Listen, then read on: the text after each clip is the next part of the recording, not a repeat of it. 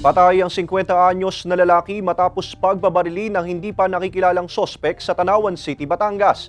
Tutukan yan sa report ni Denise Abante.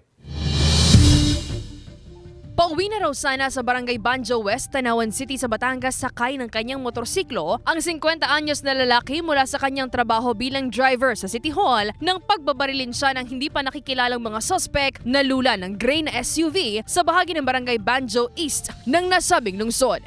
Ayon sa pulisya, lula ng kanyang motorsiklo ang biktima ng pagbabarilin ng hindi patukoy na salarin pasado alas 5 ng hapon kahapon. Sa inisyal na investigasyon, posibleng may kinalaman sa pamamaril ang mga dati ng kinahaharap na reklamo ng biktima. Sa tingin natin ay nasundan. Wala naman po nakikitang yung pamilya.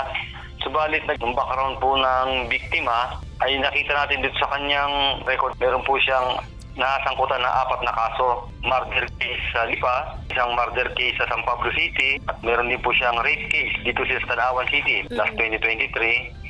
At meron pong isang reckless imprudence resulting in physical injuries. Naisugod pa sa ospital ang biktima ngunit idiniklarang dead on arrival. Tama ng bala sa ulo at ilang bahagi ng katawan ang tinamo ng biktima mula sa hindi patukoy na kalibre ng baril. Patuloy ang manhunt operation ng pulisya sa kinaroroonan ng mga suspect. Sinisika pa ng GMA Regional TV Balitang Southern Tagalog na makuhanan ng pahayag ang pamilya ng nasawing biktima. Kung may mga nagkaroon ng problema na hindi pa naman tapos, siyempre mag-iingat po tayo dahil lalo po yan, meron tayong mga naagrabyadong ibang tao, ando rin po lagi ang possibility na ang pagganti. Sana ganito lagi ang ating mga kababayan na agad-agad nagbibigay ng impormasyon para sa ikalulutas ng mga ganitong kaso. Denise Abante, Balitang Southern Tagalog.